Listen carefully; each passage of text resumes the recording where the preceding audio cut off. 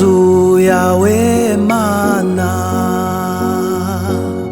turayishimira,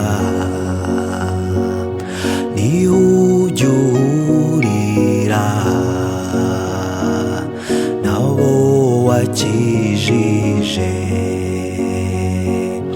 duteraniramo gusenga Uwiteka,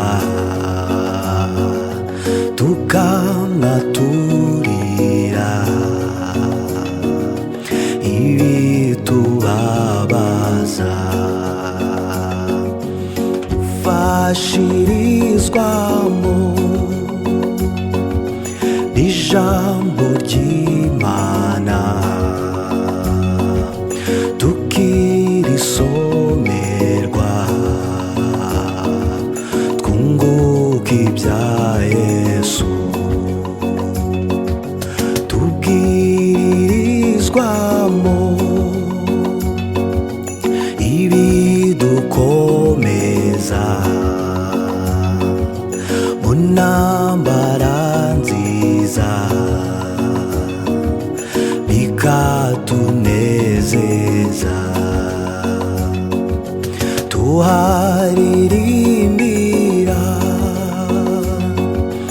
ishimwe rya Yesu, twagera mu ijuru tukazarushaho, isi jya unkundisha